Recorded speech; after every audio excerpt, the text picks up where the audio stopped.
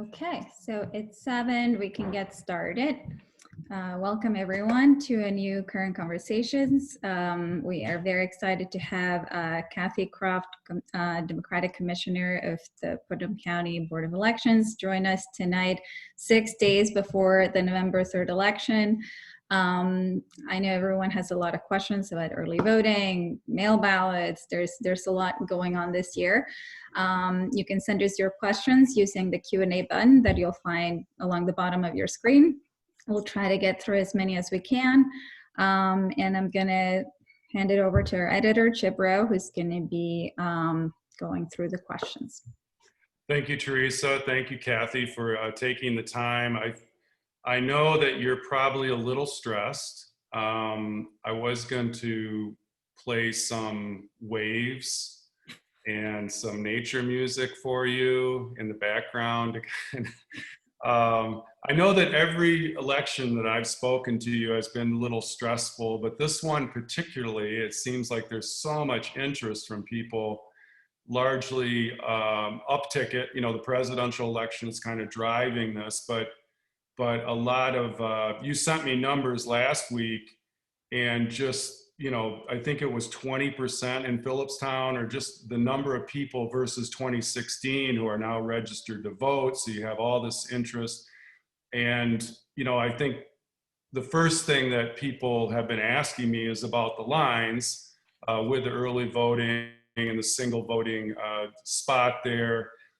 We tried to explain in the paper that, you know, this is the state law. It's not the Board of Elections arbitrarily deciding, you know, this is how many stations we're going to have. The law, based on our registered voters in Putnam, says you only need to have one. You can have more, but you only have to do that by law. So I guess my question is, when you sit down trying to anticipate the turnout or anticipate the interest, and I'm sure you're making these decisions not yesterday. I mean, is it the commissioners who kind of decide, try to guess, this is what's going to happen? We only will need one, we don't need two. I mean, there's expense involved, obviously, in doing that. Or is the legislature involved in that as far as allocating money to you? I mean, what's going into the decision there? Well, that would be nice. And we did get a lot of grants last year that we used to buy the poll pads.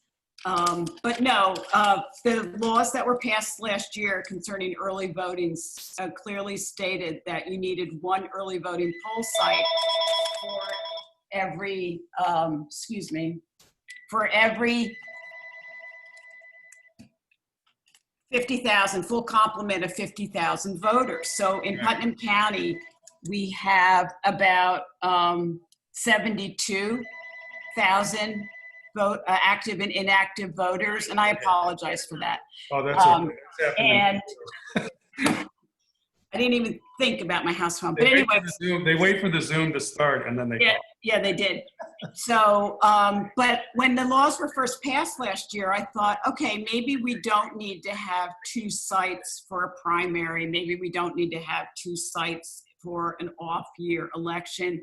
But for the presidential, we needed, at least, in my humble opinion, I really felt that we needed at least 2 sites, if not more.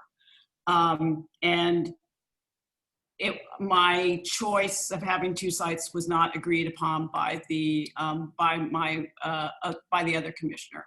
So therefore, we only have 1 site. So let's take a minute and explain, because I think a lot of people don't understand how the BOE works. So there's 2 commissioners. You're the Democratic commissioner. Right. Anthony is the Republican commissioner. Right. And I think you've been there 7 years. Mm-hmm. He's been there at least 20. At least, yes. Yeah. But so you 2 have to work together. You're full-time. Yes. County employee, both of you.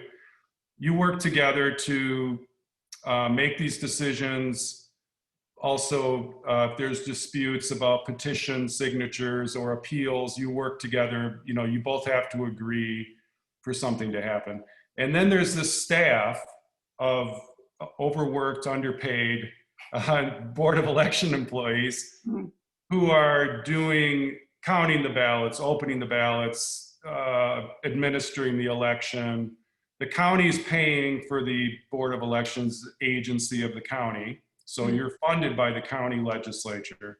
And in this case, that disagreement, because both of the commissioners didn't agree, it can only happen if you both agree. So Exactly. you thought two, but he thought one would be plenty. Yes, yes. And the reason I felt that we needed two for the presidential year, for anyone who's been a poll worker, normally it's a long day. You get up at 5, you have to be at the poll site at 5 o'clock. You don't leave until the polls close down and everything's put away, which could be 9:30, 10 o'clock. That's a long day, 5 a.m. to 10 o'clock in the evening. Really, you're not getting an hour lunch break. You're not allowed to leave the poll site. In a presidential year, it's the highest turnout we always have, and it's intense. So I felt that with early voting, that would take that pressure off that one day and spread it out so that poll workers wouldn't have that high anxiety job working that one day. And what we're having right now with, early voting started on Saturday at our board. It's like since Saturday, every day has been like election day for us. The phones have been ringing off the hook, the lines of people, the different issues that have come up. It's a learning process. We're learning on our feet right now, going outside to the parking lot and, looking for disabled people that can't stand in line and bringing them up to the front of the line. Because Saturday when we first opened, at one point our lines it took 4 hours for people to get in. Yeah, that's what I was hearing from people who were emailing. And yeah. Do you have any numbers as far as where you're at? I mean, with the absentee or the number of people who voted?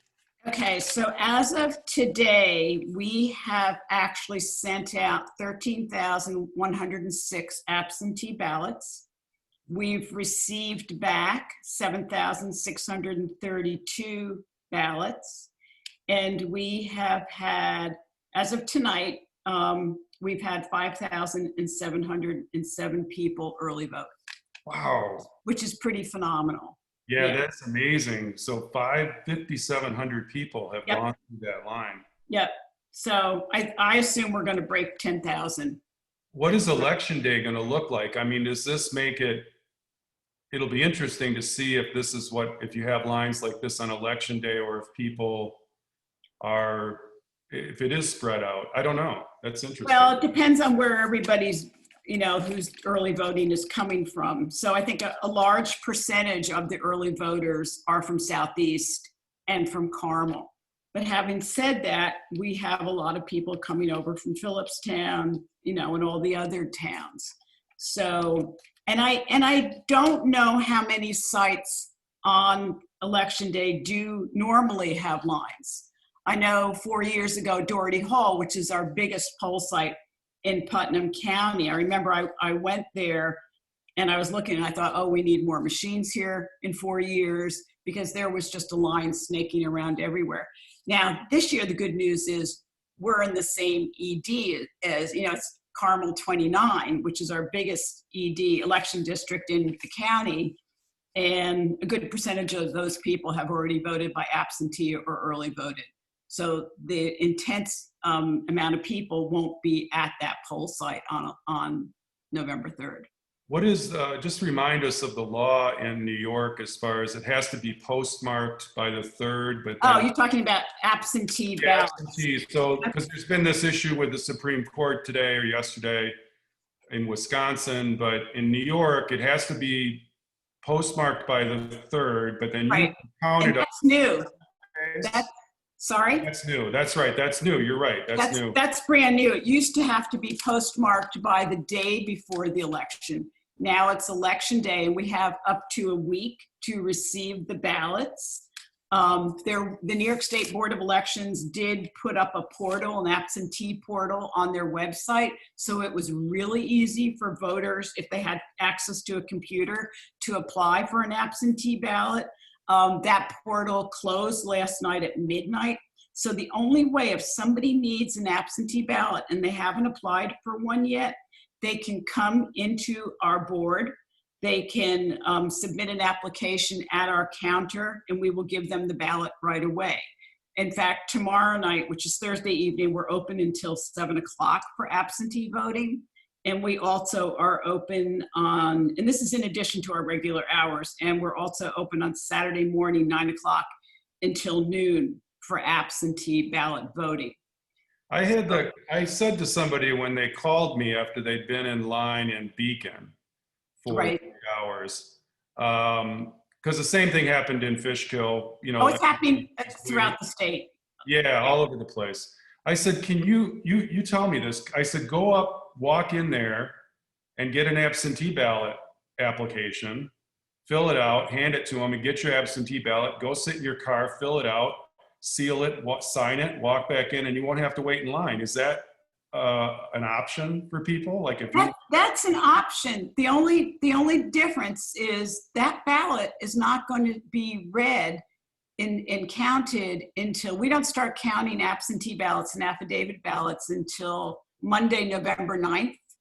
So for people that want to have the results on election night, the only results that are going to be unofficial results that are going to be put on our website that evening are the early voting results and the election day results. I see. So some people want to know that I sent an absentee ballot in. It was cool. I went online and checked and it was received. And,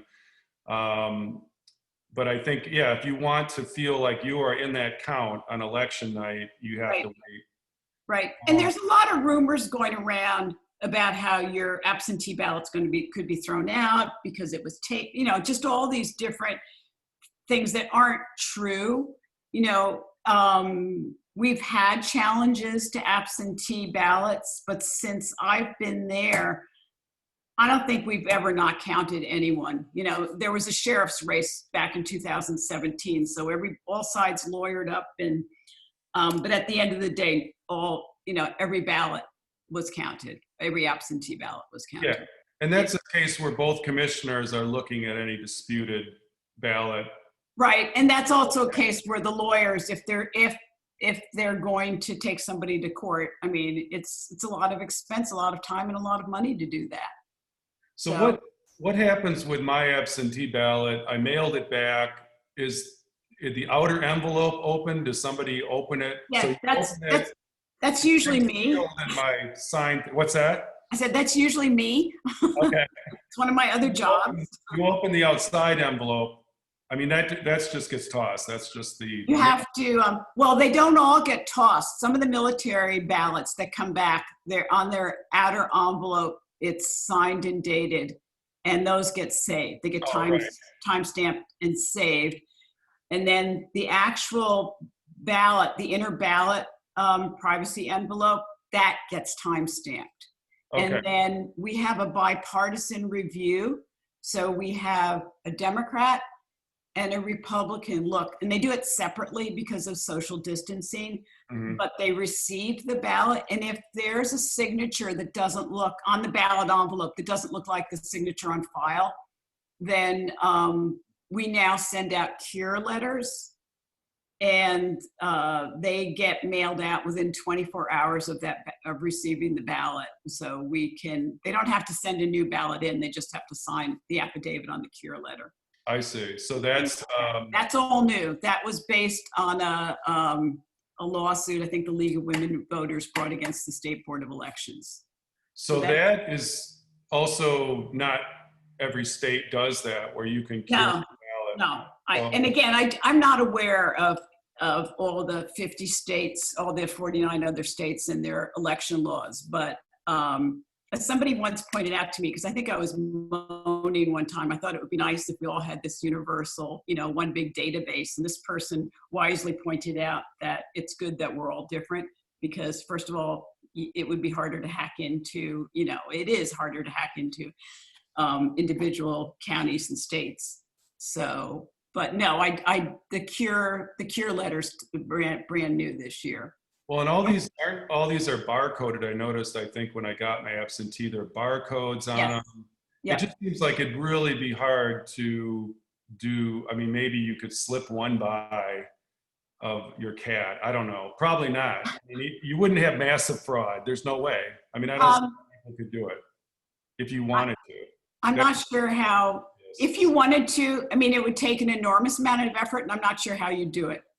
And you'd only, yeah, I don't know. I mean, I just seeing that system, I thought this isn't like where the thing comes in the mail, they throw it in a big sack, it goes in the back room, and then they pull it out later. These are like barcoded, checked in, time-stamped. time-stamped, compared to a signature. Right, and it's checked by two people. Because once either a Democrat is the first receiver or the Republican, and then the other their counterpart goes through the same batch of absentee ballots and looks at each signature and compares them. So somebody asked, this is an interesting point, when you talk about the poll workers working these 20-hour days or 18-hour days, couldn't you split it into shifts, or do you have just trouble finding poll workers? I know that's been a challenge. So I think Westchester splits shifts, and maybe Orange County started. And one thing I heard was it's like you have to come in twos. So if your person that's going to relieve you doesn't show up, you've got to stay the whole day. I think this is one of the hardest things that our board does. And we have two women that do the training and the scheduling of all the poll workers. And it's 384 poll workers for election day. So it's not easy. It's not easy finding everybody, but it's also not easy scheduling everybody, scheduling them for their classes and making sure, that it's got to be a Democrat and a Republican together, so there's a whole lot that goes into that. And I would love to have half-day shifts, but I think we have to fine-tune a lot before we even get there, because it's hard enough having 384 workers, and we have a very small, physically it's a small building. And right now, I mean, just the fact that we're having early voting there, it's hard. It's not easy to do everything in that one space right now. People were being trained socially with social distance and masks too, right? I mean. Oh yeah, we had very small classes. Yes. So when you say there has to be a Democrat and a Republican, the poll workers then are matched or paired up. So there's one, or there's an even number of both of the major parties. Oh yes. There. Yeah. Oh, okay. I didn't realize that. The only thing that we used to have just one, but we'd have an equal amount throughout the county, were coordinators. So we have 22 polling sites throughout the county. We would have 11 Democrats and 11 Republicans be coordinators. We changed that this year. We now have 2 coordinators at each site because of the social distancing, because of having to disinfect it, clean all the surfaces. So yeah, every job there's a, Democrat and Republican. And, sometimes it's hard to find a Democrat in Mayapack. We didn't have that problem this year. Actually, for some reason, there were Democrats everywhere. Sometimes it's hard to find a Republican in Phillipstown. If someone's blank, unaffiliated, conservative party, we use them. But the law states you're supposed to take people from the parties that got the most votes on the gubernatorial line.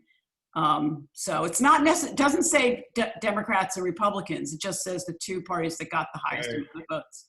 Well, in the next election in when it would be 2012, or 2022, there won't be all those parties, right? I mean, that's when they're going to start dropping off. You end up with the Democrats, Republicans, conservatives because of this new law. So that I thought might eliminate some of the primaries. Yeah. I mean, common vote. I mean, there's a lot to talk about concerning fusion voting, but I'm sure there are lawsuits waiting for that as well with the Working Families Party and some of the others. Yeah, the Working Families is. You I've been writing about a lot of the votes by our local representatives in the state assembly and state senate because of all these election laws that have been passed. And I thought, boy, you've got a lot to keep up with just in the last maybe 2 years, right? I mean, all this early voting started last year. There's been a lot of, we just talked about the fusion voting, how you may had to make a lot of adjustments as these laws are passed. What would be the two? I mean, there are one or two that have really either made your job easier or just been more complicated than you thought. I think one of the biggest ones was the transfer reg, the trans reg, which started in March of last year. And basically what that meant was as long as you're registered in New York State, your registration follows you from county to county. It used to be if you weren't registered, let's say now, if you'd moved to Putnam and you hadn't re-registered, you would only be able to vote if you were lucky enough to get a court order.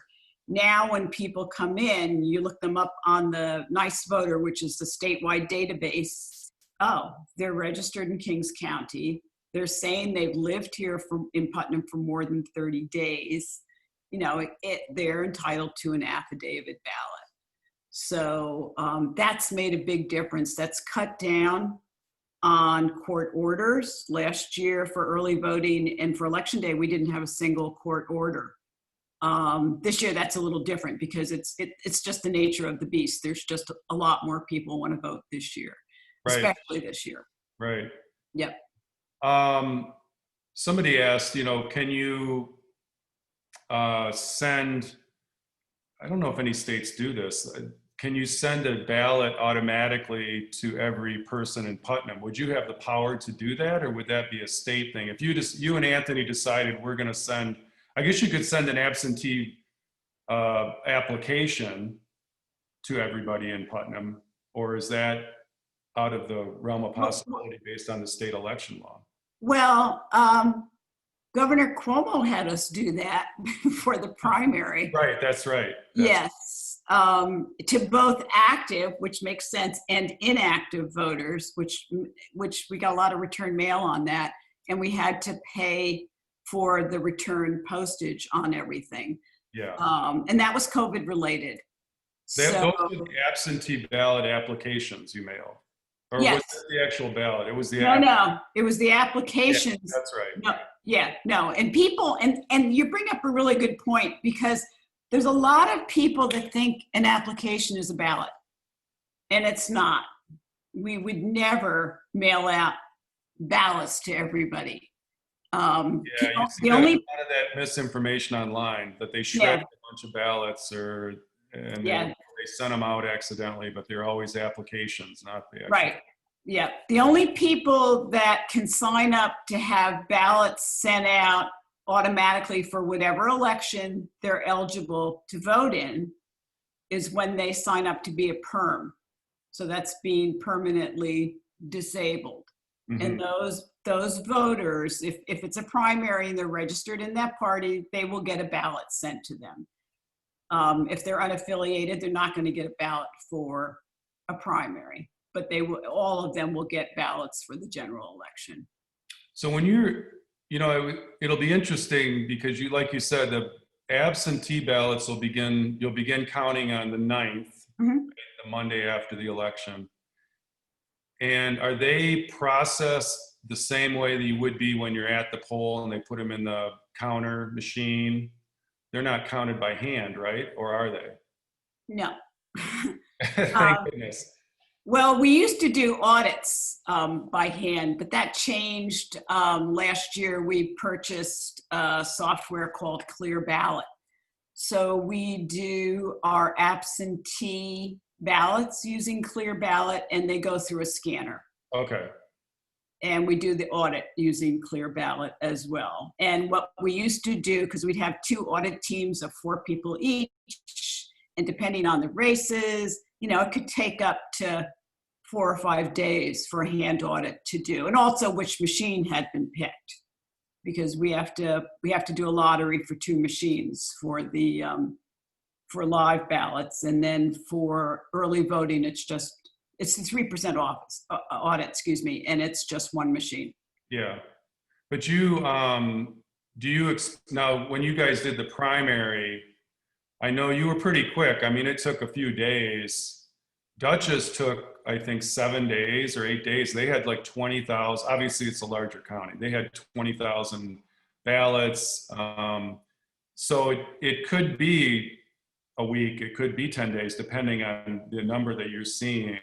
Somebody asked, like, why do you wait till the 9th? Well, you wait till the 9th because the law says you can still be receiving ballots that whole week, the 7 days, but you can't start counting those absentees until it shuts off, till the deadline of the receipt deadline. Well, we're actually starting a day earlier. Oh, okay. Because normally we would do it a week after the election, which would be Tuesday, the 10th. Okay. But the big difference this year is with the trans regs, and this is the same for the last general election. The state, we have to send to the state all of our absentee voters and affidavit ballot voters, and they do a cross-check to make sure nobody voted in another county. So that's what, I think we have to have all that information in by the Thursday after the election. And then by that Friday, they're supposed to get back to us if there are any dupes. There were no dupes last year in the whole state. Yeah. So that's one of the holdups. Also, we allow people, even if you've sent in your absentee ballot, you can still go to vote. You can early vote, or you can go to vote on election day. Because traditionally, if, let's say you said you were going to be out of the county on election day and you didn't go on that business trip you thought you were going to be going on, and you want to vote in person, we always would encourage people to vote in person. You can go and vote at your poll site, and then we pull that absentee ballot and it doesn't get counted. So that's something else that just takes a little bit of time for us to do. You know, this is one question I have is, although it's your job, I don't want you to lose your job, but is the system of having a Democrat and a Republican commissioner, you kind of serve at the will, of the legislature, right? I mean, you're appointed, tell me if I'm wrong on this, or how do you get hired? And then maybe, is that system effective, or should we be having more like they do in the federal government, nonpartisan, you know, career bureaucrats doing it? I don't know. What do you? Okay, so it's a party. I'm chosen by the party. Oh, okay. So it's a party appointment, and then the legislature has to approve it. Okay. So if there are no members of my party on the legislature, I would automatically get approval by the legislature. I see. If there is, and there's always been one Democrat for, you know, so when I was appointed, there were, you know, it was interesting. It's always interesting. So I got appointed by the party. There was probably, Sam was probably, Olivier, Yes. he was probably the only Democrat at the time, but. Yeah, but it has to be voted on by the whole legislature. Yeah, okay. So Is that, and that's a system that's every county in the state has the same setup. yeah, I mean, my term is 4 years. There's a lot of counties where it's still a 2-year term. And that little piece about if there's no, let's say upstate New York, it's a rural, mostly a lot of Republicans, unless you're near, you know, a big city. And I think the law was passed not that many years ago where if there were no other members, if there were no, let's say you were a Democrat and there were no Democrats on the legislature, you would automatically, as long as your party approved you, you would automatically get appointed. The Republicans couldn't not appoint you. Yeah. You know, Sandy Galiff, who was, we had a current conversation with her about 2 weeks ago. She's introduced this bill, which I'm sure you're aware of, that as a commissioner, you can also be head of the, I guess it would be the county party. Your counterpart is the head of the Republican Party.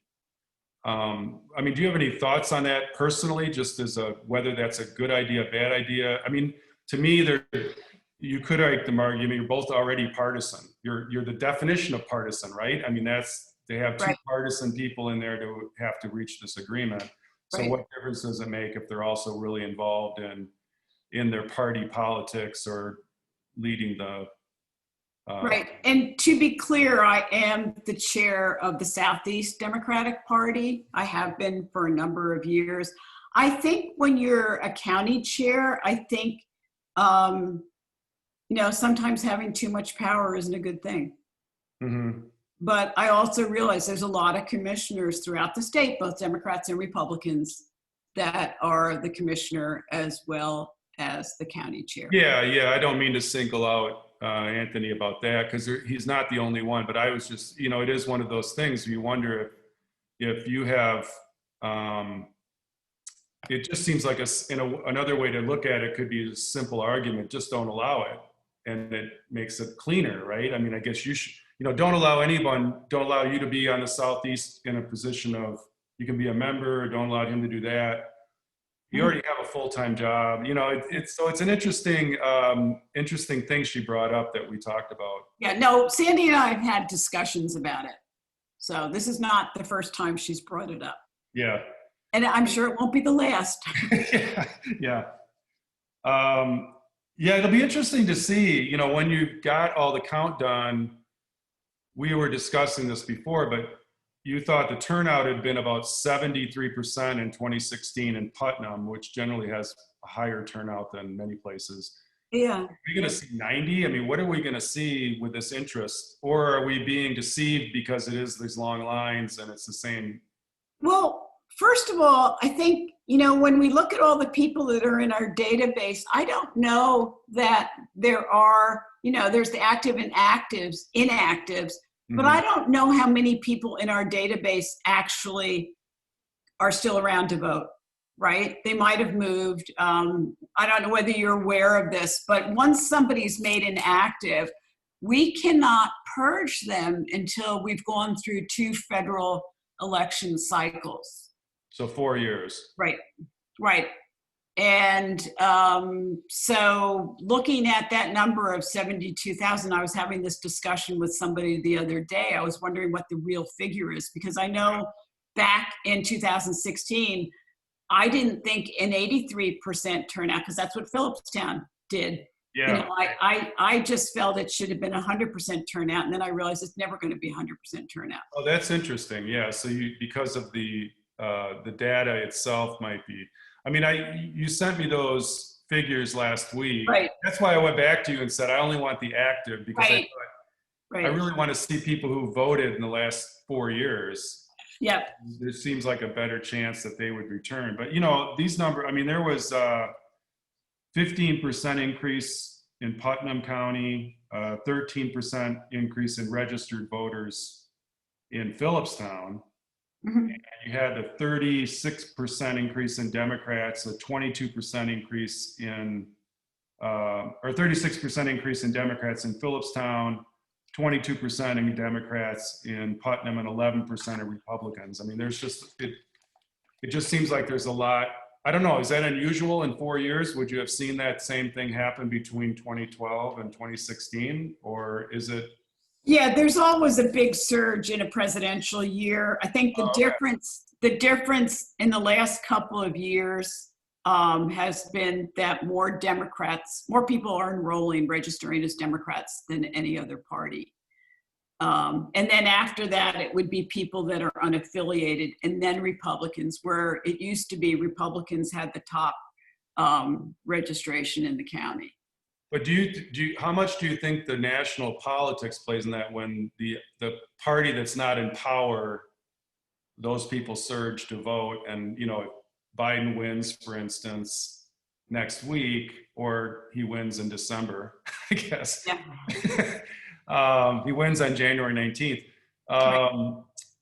Will you then see more Republican registrations in the next 4 years? That's what I think will be interesting. So I think the demographics in Putnam are changing. I think we're getting more people moving here that are registering as I don't think we're going to roll that back. Yeah. I think that is a change that we're seeing, and doesn't matter who the president is. That's just a across the board change. And obviously, the closer you get to the Hudson River, the bluer the county gets. I think the last Democratic president that Putnam voted for was LBJ. So people have been asking me who I think is going to win, and I said, well, just don't forget you still live in Putnam.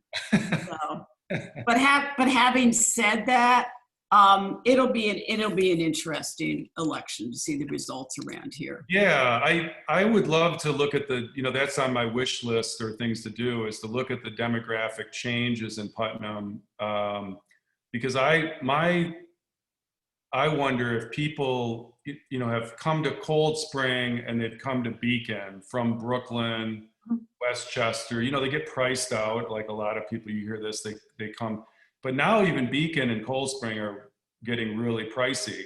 Mm-hmm. And especially after the pandemic, with more and more people buying the real estate.